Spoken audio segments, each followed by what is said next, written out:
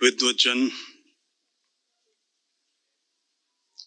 भारत की तरुण और यशस्वी आशाओं, मेरा भाग्य है कि मैं तरुणों में, किशोरों में बात करने आ पाया। मेरा लक्ष्य सदैव से ये रहा है कि मैं नई पीढ़ी से बात कर सकूं।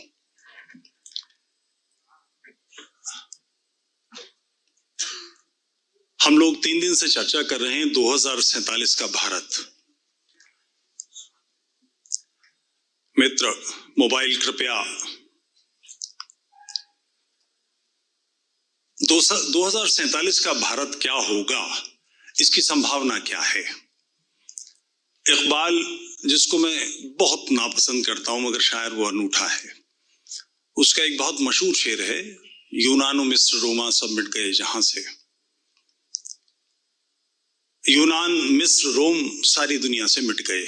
इसका अभिप्राय क्या है? यूनान तो आज भी है, रोम आज भी है, मिस्र आज भी है। यूनान की जो मूल संस्कृति थी वो समाप्त हो गई, वहां ईसाईयत आ गई। रोम की मूल संस्कृति जो मूर्ति पूजकों की संस्कृति थी वो समाप्त हो गई। मिस्र के लोग समाप्त हो गए।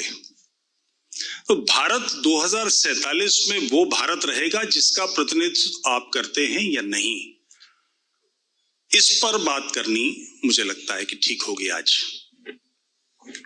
मैं 3-4 उदाहरण से बात करना चाहूंगा। अभी हाल में हमास का इजराइल पर आक्रमण हुआ। तीनों प्रकार से, जहां उन्होंने फेंसिंग की हुई थी, बाउंड्री वॉल थी, उसको बुलडोजर से तोड़ दिया, वहां से घुसाए, हेलीकॉप्टर से और आकाश के माध्यम से विभिन्न प्रकारों से आए और समुद्र के जरिए भी दाखिल हो गए।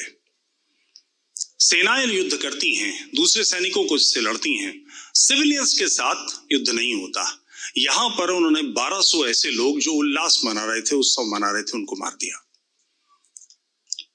250-300 लोग वहां से अपहरण कर लिए, महिलाओं के साथ भयानक बलात्कार किए, उनको नंगा दौड़ाया, 6 महीने का बच्चा ओवन में डाल दिया, वो चीखता रहा और उसकी मां पर क्रमिक रेप करते रहे और उसके वीडियो बनाते रहे। शत्रुता उसके साथ जो युद्ध कर रहा है, युद्ध के समय सैनिक के साथ ये हो सकता है, ठीक है। सिविलियंस के साथ एक और घटना टेम्स की। 3 अलग अलग देशों के लोगों ने एक वैन किराए पे ली, वो ट्रक लेना चाह रहे थे, नहीं मिला तो वैन किराए पे ली और टेम्स के पर आते जाते लोगों पर सीधे गाड़ी दौड़ाकर चढ़ा दी। गाड़ी पेमेंट से टकरा के गिर गई तो बाहर निकले, लंबे लंबे छुरे लेके झपटे लोगों पर चाकुओं से वार किए। अल्लाह अकबर के नारे लगा रहे थे। अंग्रेज गोरे अल्लाह अकबर नहीं समझेंगे, इसके लिए साथ साथ वो इंग्लिश में भी इन द नेम ऑफ अल्लाह कह के नारे लगा रहे थे। बोको हराम, नाइजीरिया की एक घटना, एक मिशन के स्कूल पर आक्रमण किया जिसमें 7 वर्ष से 14 वर्ष तक के बच्चे थे। उसमें आग लगा दी। लोग जो बचकर कूद कूद के भागे उन्हें कुल्हाड़ों से और छुरों से काट डाला और लोग जल के जो मरे सो मरे। ट्विन टावर, 9/11, 22 लोग विभिन्न देशों के, फ्रांस के जरिए, इंग्लैंड के जरिए, जर्मनी के जरिए अमेरिका में दाखिल हुए।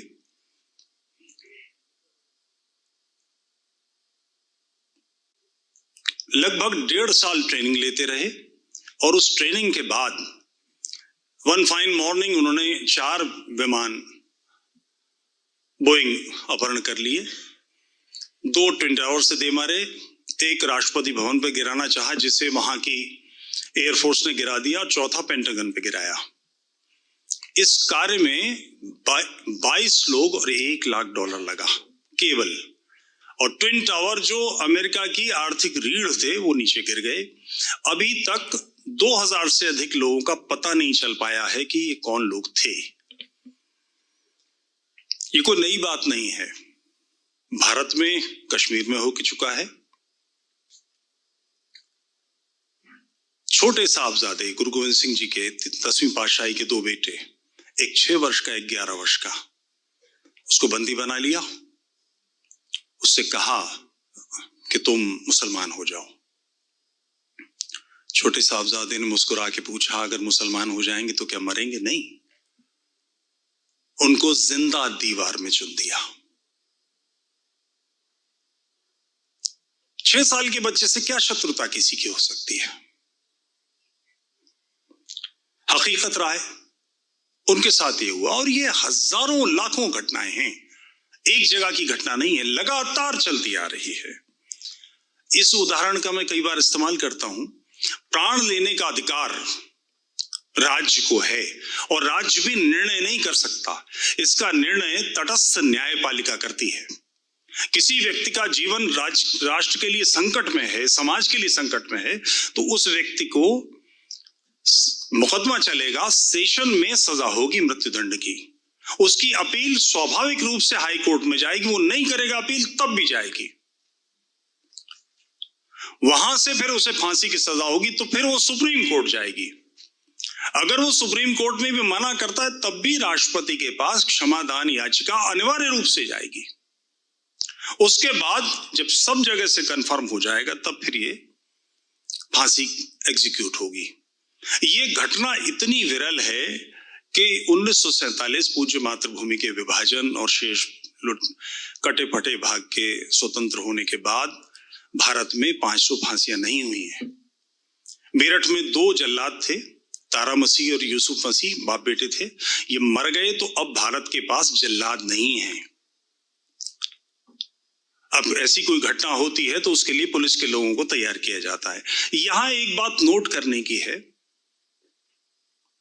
जब ये फांसी दी जाती है तो ये ब्रिटिश पीरियड का एक कानून है कि जल्लाद को अनिवार्य रूप से शराब पिलाई जाती है, कोटा होता है, उसका नशे में रहना अनिवार्य माना जाता है। जल्लाद जिसे मालूम है कि तटस्थ सेशन ने, हाई कोर्ट ने, सुप्रीम कोर्ट ने, राष्ट्रपति ने अनुमोदन किया है, उस अनुमोदन के बाद भी उसका नशे में होना माना जाता है कि प्राण लेना इतनी विरल घटना है। दूसरा, प्राण लेने का अधिकार अपने जीवन बचाने के लिए, कि मेरे जीवन पर संकट है तो मैं अपने जीवन बचाने के लिए प्राण ले सकता हूं, अन्यथा किसी भी सूरत किसी के प्राण नहीं लिए जा सकते। कल्पना करें उस मानस की कि टेम्स पर जिन लोगों पर चाकू लेके टूट रहे हैं, जिन्हें गाड़ियों से कुचल रहे हैं, उनको 1 मिनट पहले देखा नहीं, नाम नहीं जानते, कौन है उनसे परिचय नहीं है, इससे शत्रुता। 9/11 किसके खिलाफ कर रहे हो? उनसे शत्रुता जिन्हें जानते ही नहीं। कौन मरेगा, किसकी क्या स्थिति आएगी, कुछ भी अंदाजा नहीं है। ये बहुत गंभीर विषय है। 2047 में भारत इस स्थिति में बचेगा या नहीं, इसकी चिंता आज करनी, इसके लिए निर्णय करना, आज योजना बनानी, रोड मैप बनाना अनिवार्य कार्य है।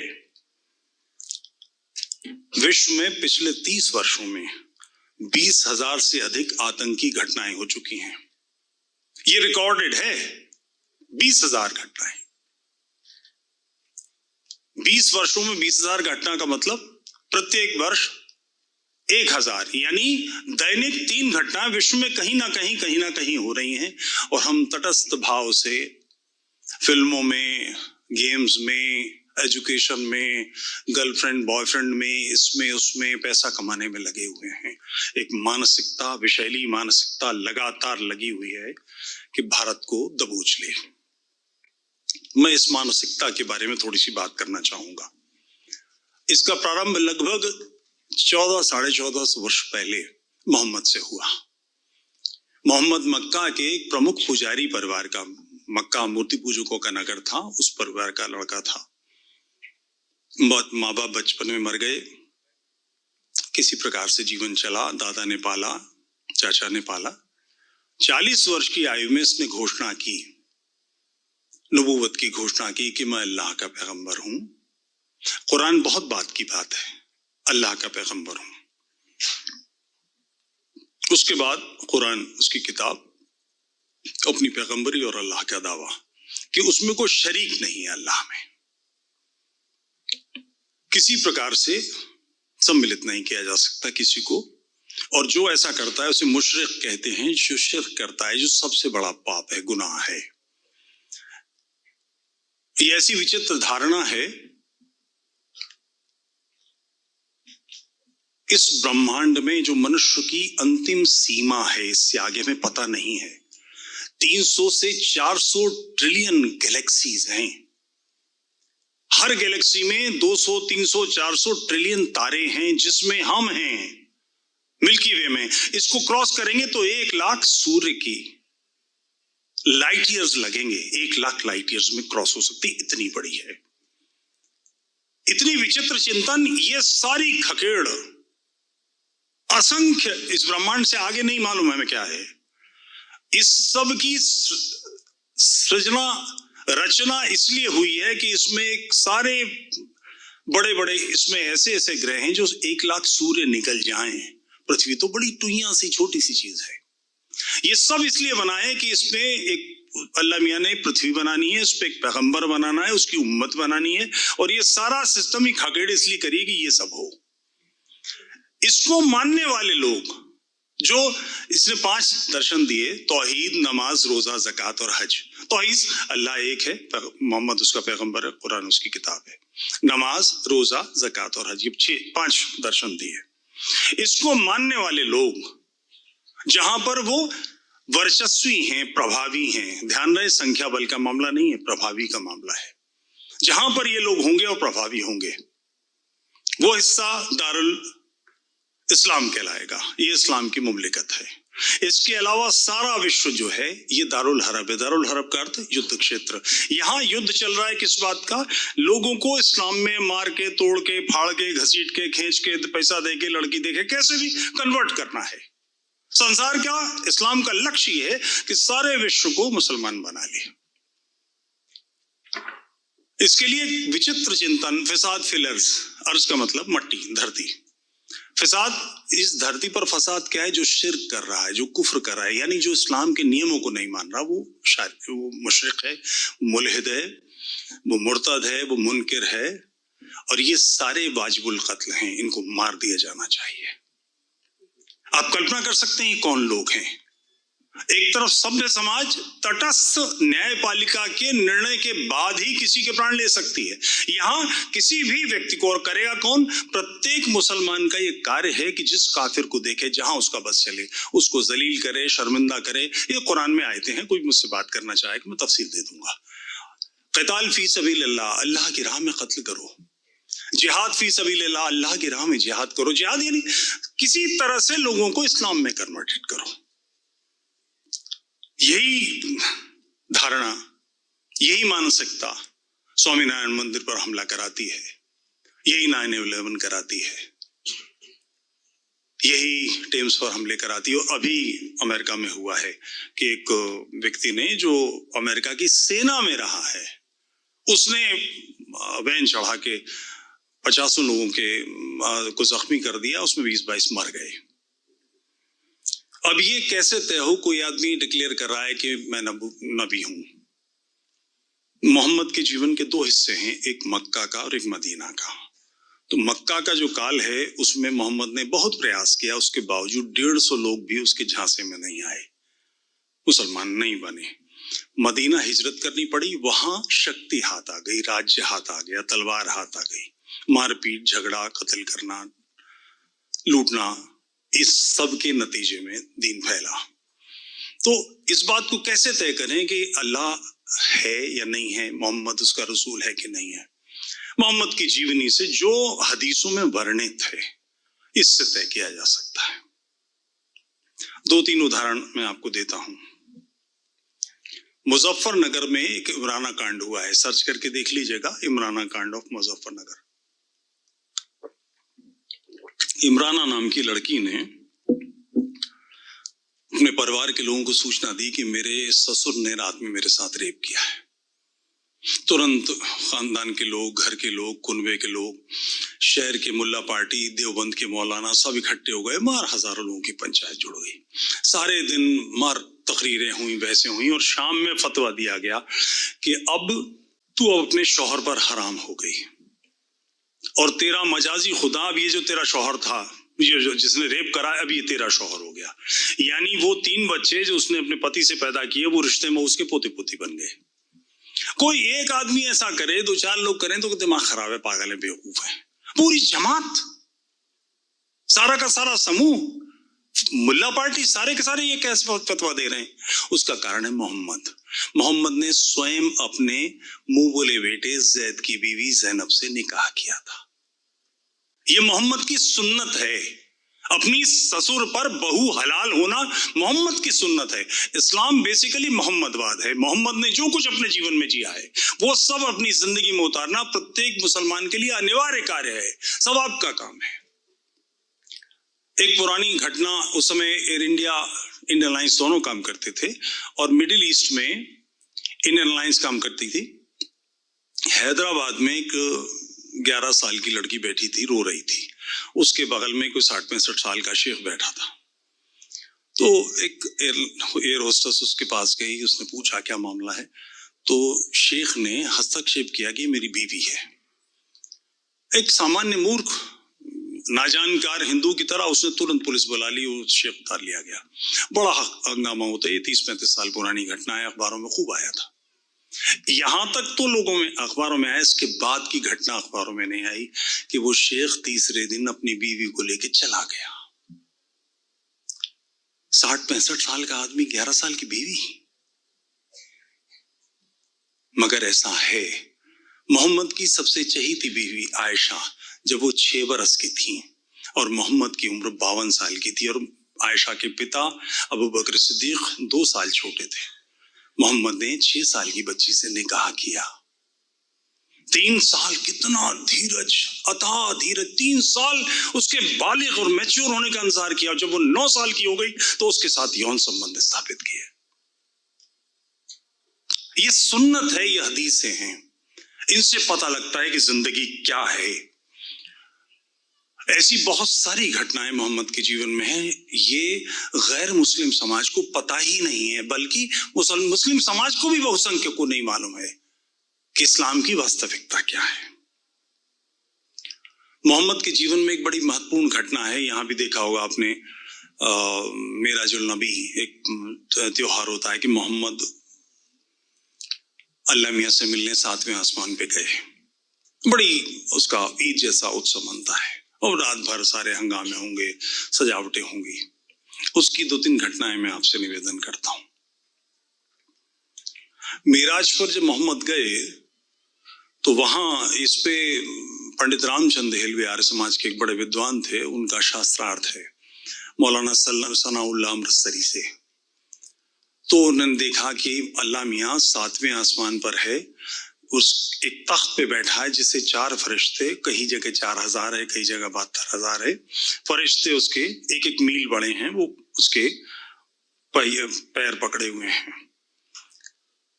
पंडित रामचंद देहलवी ने प्रश्न किया, मौलाना ये जिस तख्त पे अल्लाह मियां बैठा है,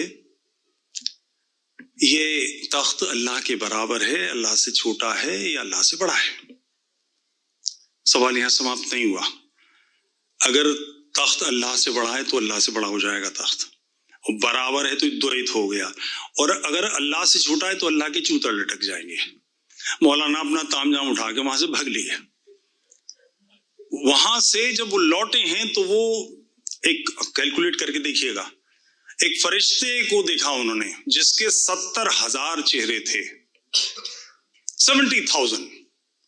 हर चेहरे पर 70,000 मुंह थे, यानी 70,000 इंटू 70,000। हर मुंह में 70,000 जबान थी, टंग थी, और हर जबान से वो डिफरेंट 70,000 लैंग्वेजेस में अल्लाह की हम्दो सना, उसकी प्रशंसा में कर रहा था। यानी 70,000 इंटू 70,000 इंटू 70,000 इंटू 70,000। कोई माई का लाल कैलकुलेट करके बता दे इसकी कितनी संख्या है। और ये 70,000 गिने कैसे गए? ये चौपाल में बैठ के जैसे लंबी लंबी छोड़ी जाती कि हम वहां गए और वहां इतना बड़ा लिलीपुट की और गुलिवर की कहानियां हैं, इस किस्म की बातें। और एक समाज है जो इस पर विश्वास करता है। एक फरिश्ता मिला जो आधा बर्फ का था और आधा आग का था। अब मैं सोचता हूं ये कैसा अल्लाह है जो ऐसा फरिश्ता बनाता है जो आधा आग का आधा बर्फ का है। क्या देगा इससे, क्या करेगा, इस किस काम आएगा? आधा बर्फ और आधा आग क्या साबित होगा इसके अलावा कि ये एक तरह की बस बड़ मारनी है। मैं गुजरात में हूं इसलिए इस वाकये का जिक्र कर दूं। मोहम्मद की जिंदगी में जो आजकल यहूदियों के साथ जो हमास ने किया है वो आज की घटना नहीं है। मोहम्मद के पहले संघर्ष यहूदियों से ही हुए हैं। मक्का से मदीना जाकर, चूंकि यहूदी कहते थे कि हम अपने पैगंबर के इंतजार में हैं, हमारा पैगंबर आएगा, हमारी हालत बदलेगी।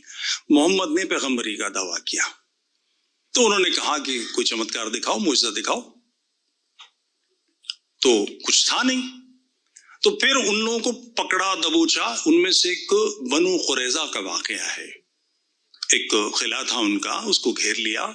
जो लोग थे सब पकड़ लिए गए। समझौता था, फिर भी पकड़ लिए गए। जो लोग जिनकी नाभि से नीचे बाल आ गए थे, ऐसे बच्चे सारे मार दिए गए। छोटे बच्चे जिनके ग्रोइंग पे हेयर्स नहीं थे, उनको गुलाम बना लिया गया। लड़कियों को गुलाम बना लिया गया। बची खुची लड़कियों को बाजार में बेच दिया गया। और बेचा किसने? मौला अली, ये इसका काम था, ये गया था बेचने। जिसके यहाँ पर हमारे एक मुरारी हैं, वो उसकी कथा पे दाड़े मारते हैं, छातियां पीटते हैं। सच ये है, मनुष्य स्वभाव से उद्दंड है। जिन्होंने बच्चों को बड़ा किया है, स्कूल में देखा होगा, तो तगड़ा बच्चा है, कमजोर को तंग करता है, बाल खींचता है, कुत्ता बैठा था पूंछ खींचता है, बिल्ली को चप्पल मारेगा, ये नेचर है। परिवार, माता पिता, घर के लोग दृढ़ता के साथ इनको रोकते हैं। अगर इस उद्दंडता में धर्म का, मजहब का साथ मिल जाए तो बिल्कुल ही अराजकता आ जाती है, बिल्कुल ही अराजकता आ जाती है। ये चिंतन जो मनुष्य स्वभाव, सभ्य समाज का मूल स्वभाव है, मूल आधार है सभ्यता का, कि स्त्री पुरुषों के अधिकार समान हैं। प्रत्येक मनुष्य के अधिकार समान हैं। मैं और आप बादशाह में गुलाम हूं, इसलिए मेरे अधिकार आपसे कम नहीं हो जाएंगे। सभ्यता का आधार ये, इसी पे मनुष्यता, मानवता विकसित हुई है। ये मूलतः उसके विपरीत चिंतन है। ये स्त्रियों का अधिकार पुरुष के बराबर नहीं मानता। कुरान में औरत की आधी गवाही की आयत है।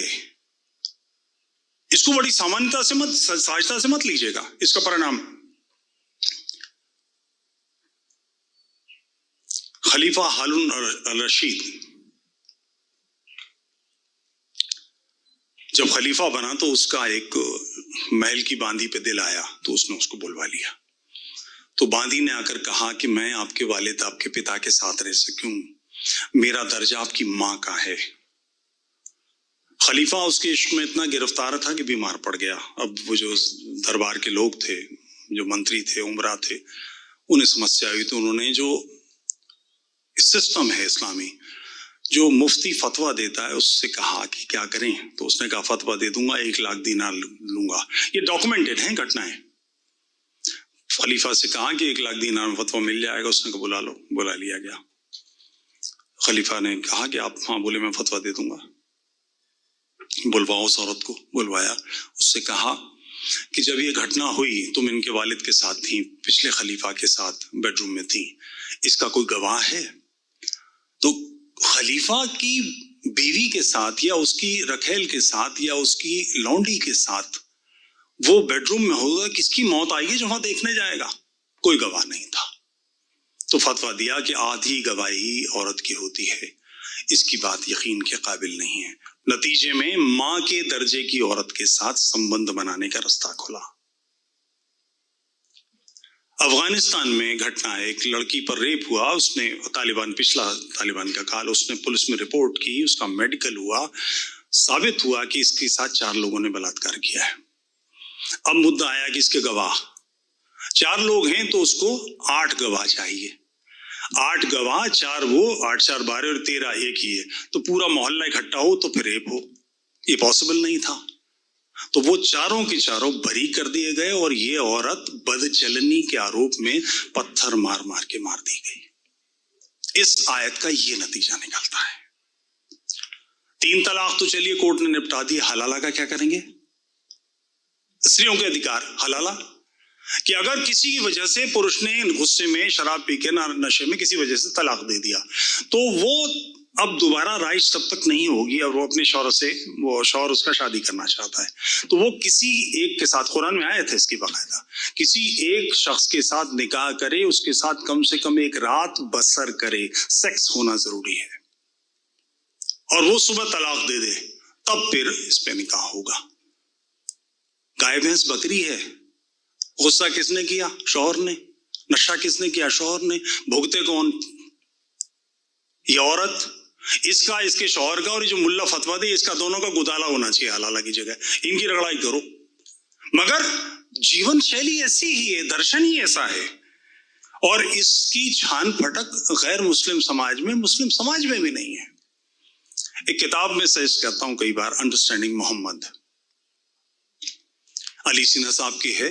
ये नेट पर अंग्रेजी, उर्दू, अरबी, फारसी, हिंदी, गुजराती हो गया है शायद, या चल रहा है काम, बंगाली, मलयालम, अन्य भाषाओं में उपलब्ध है। पढ़िए इसको। 400 के आसपास इसमें रेफरेंसेस है, जिससे आपको पता लगेगा कि ये दीन है या माफिया है। बर्बर असभ्य समाज, मगर असभ्यता के बावजूद सभ्य समाज इस चिंतन की छान पटक नहीं करता। ये केवल अपने ही नियम नहीं तय करता, ये सारे सभ्य समाज के नियम तय करता है। इसकी दृष्टि में मोहम्मद की फुट पेंटिंग नहीं बन सकती। सर्च करके देखिएगा नेट पर, पेंटिंग्स ऑफ मोहम्मद, सैकड़ों पेंटिंग उभर के आएंगी जो इस्लामी काल में ही बनी है, मगर अब आप नहीं बना सकते। आप या तो एक बात की आप आलोचना नहीं करेंगे, कोई किसी की आलोचना नहीं करेगा, ना आप मेरी करेंगे ना मैं आपकी करूंगा, या फिर आलोचना की स्वतंत्रता। आप अल्लाह अकबर, अल्लाह महान है, ला इलाहा इल्लल्लाह, नहीं है पूज अल्लाह के सिवा कोई। सारा बौद्ध दर्शन, सारा जैन दर्शन, सारा हिंदू दर्शन, सारा आर्य समाज, सारा ईसाइयत, जो जिसकी शिंतो इसकी उसकी सोचें, ये सब झूठ है। असली चीज यही है, और इसके कर्म ऐसे हैं, और चिंतन दर्शन ये है। ये बेसिकली दुष्टता और सभ्यता का संघर्ष है, और इस संघर्ष के लिए हम सजग नहीं हैं। इस संघर्ष पे हम बात करते हैं ना तो पर्ची भेज दी जाती है कि अब खत्म कर दीजिए, क्योंकि सत्य समाज सुनना नहीं चाहता। इस दर्शन के कारण भारत के 13 टुकड़े हो चुके हैं अभी पिछले 500 सालों में। निकट भविष्य में अफगानिस्तान निकला है, पाकिस्तान निकला है, बांग्लादेश निकला, और सब जगह चल रहा है। बांग्लादेश से जब हम निकले थे तो 32% वहां गैर मुस्लिम थे, आज 7% रह गए हैं। जब पाकिस्तान से हम निकले थे, और ध्यान रहे कि जो प्रिंसली स्टेट्स हैं उनमें 1941 में गणना नहीं हुई थी, जितनी प्रिंसली स्टेट्स थी इनमें गणना नहीं हुई थी, उसके बावजूद हम 12-13% थे, आज 1% रह गए।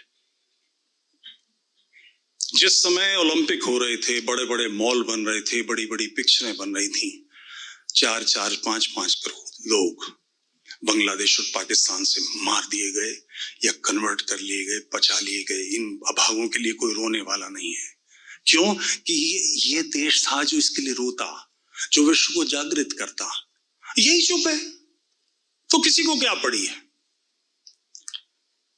इस समस्या का समाधान, अब आता हूं गंभीर बात पर, जो आपका काम है। भारत की सेना, भारत की पीएसी, भारत की सीआरपीएफ, भारत की पुलिस 25 लाख नहीं है, 25 करोड़ लोगों से नहीं निपट सकती, असंभव है ये काम। और फिर ये गली मोहल्लों में फैली समस्या है। 100 करोड़ निपट सकते हैं, निश्चित रूप से निपट सकते हैं। केवल 20% लोग ये आंखें ये सपना देखें कि हमारे जीवन का लक्ष्य 2 लोगों की घर वापसी, शुद्धि। कैसे होगा? 2 लोगों को समाप्त करूंगा, मेरा धर्म है, मैं ये करूंगा। 20 करोड़ लोग इस पर लग जाएं, अगले 5 वर्ष में यूं निपटा सकते हैं। मगर हम इंतजार करते रहें, ये सोचें पीएससी कर लेगी, पुलिस कर लेगी, मिलिट्री कर लेगी, फलाना कर लेगा, कुछ नहीं होने वाला है। ये समस्या हमारे काम करने की है। दूसरे, सीधी सी बात, लव जिहाद की बातें बहुत होती हैं। अनवर असलम, मयंक शशांक बन के लव जिहाद करते हैं। मयंक शशांक से अनवर असलम नहीं बना जाता। आप मुक्ति कितने दे रहे हैं किसी को जिसका हलाला हो सकता था, जिसको मारने पीटने की बातें हैं। कुरान में आया था बीवियों को पीटने की, आप वहां से मुक्त कर रहे हैं। इस्लामी भगवतियां चाहती हैं, हमने सैकड़ों शुद्धियां की हैं, बहुत आसान है, आप हाथ तो बढ़ाइए। केवल मुसलमान तो पीड़ित है, इस्लाम का शिकार है, सबसे पहला शिकार तो मुसलमान ही है। उसका ध्यान किए बगैर और उससे यह सोचना कि ये ठीक नहीं है, इससे दूर ही बैठेंगे, ये ठीक नहीं है। रलिए मिलिए बिल्कुल और अपनी हाथ में लीजिए। यह एक ऐसी घटना है जो हो सकती है बड़ी सरलता से।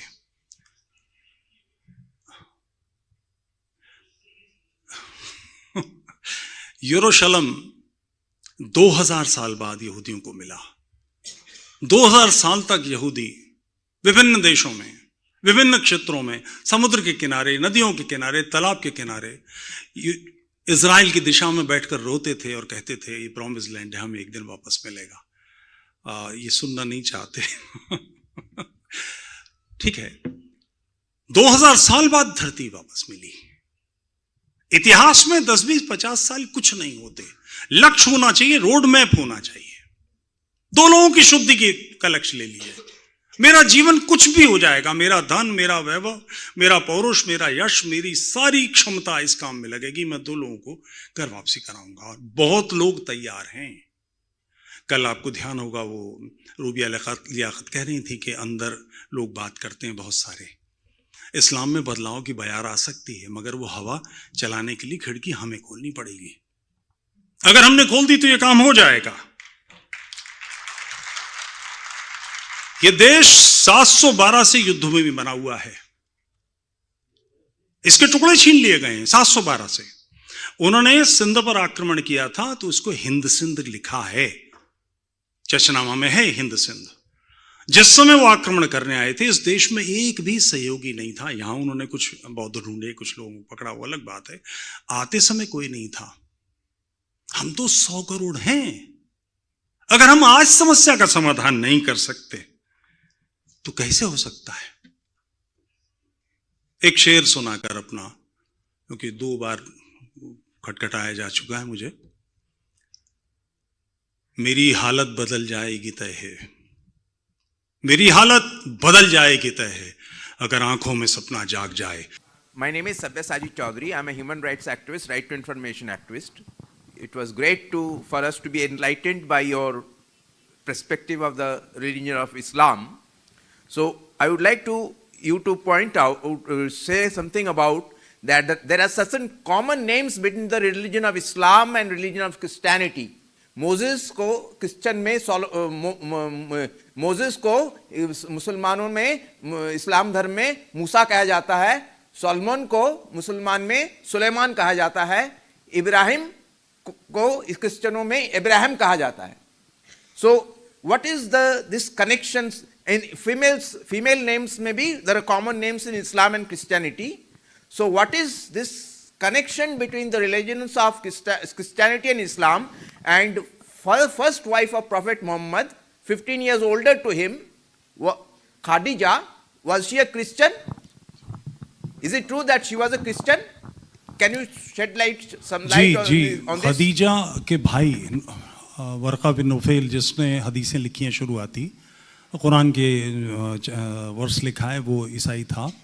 और काफ़ी कुछ हिस्ट्री बाद में, बल्कि अब जो नई खोजें हैं वो ये बताती हैं कि क्रिश्चियनिटी ने ही यहूदियों को निपटाने के लिए इस्लाम का जन्म दिया था।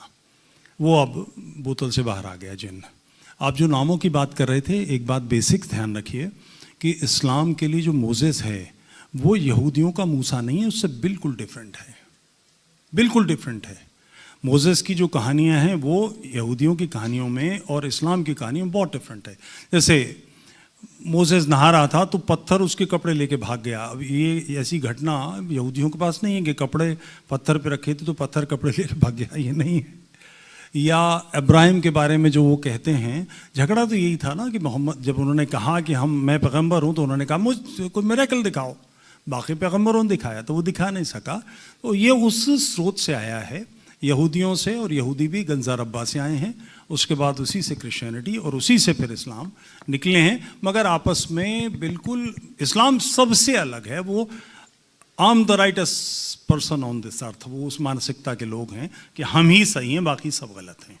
यहूदी इस तरह से नहीं सोचते, ईसाई भी ऐसे ही थे, मगर अब लगभग समाप्त से हैं। जी, one more question, but quick one. No statements, just questions, sir, please. Bhagwati से लीजिए ना। एक question, please. जय श्री राम। मैं ये एक एक्चुअली क्या आपने जो कोरिलेशंस किए इस्लामिक जो कुरान में थी जो आयत वगैरह है और उन्होंने जो पराक्रम किया, लेकिन एक चीज़ हम लोग पहले मैं भी यही इस तरफ सोचता था, लेकिन अभी my question is, for all these incidents you mentioned about so many things happening, 9/11 and right now, the very latest one when that US Army guy drove through that entire crowd, there is some element, is it not, do you feel that there's a deep state that is leveraging the ruthlessness and the जो इस्लाम में जो घातकी होती है वो deep state leverage करता है अपना objectives पाने के लिए? कहाँ डीप स्टेट का भी इसमें हाथ है कि नहीं इनको यूज करने के लिए? And these people are very happy to get use because that is their philosophy. ये बात आपकी ठीक हो सकती थी, बशर्ते डीप स्टेट तो आज की चीज़ है, अभी 5-10 साल की। हकीकत राय के ज़माने में कौन सी डीप स्टेट थी? गुरु गोविंद सिंह के बच्चों के समय में कौन सी डीप स्टेट थी? चित्तौड़ में जो साका हुआ है उसमें डीप स्टेट कौन सी थी? ये इस्लाम के मूल ग्रंथों के अंदर ही है। काफिर वाजिबुल कत्ल का दर्शन इस्लाम का दर्शन है। उस दर्शन के पक्ष में कुछ लोग खड़े हो जाएं, किसी तरह से कुछ कर लें, वो एक बिल्कुल अलग बात है, मगर ये मूल दर्शन मूल चिंतन का ही हिस्सा है। हर नॉन मुस्लिम को जिंदा रहने का हक नहीं है अगर वो जजिया दे, और जजिया टैक्स नहीं है, जजिया काफिर की सजा है। हमेशा हाथ ऐसे रहेगा, लेने वाले का हाथ ऊपर रहेगा, उसके मुंह में थूका जाएगा या मट्टी डाली जाएगी, उसे जलील किया जाएगा।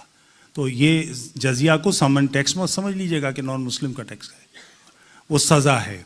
तो वो अपने अलावा सबको नष्ट करने की मानसिकता रखता है।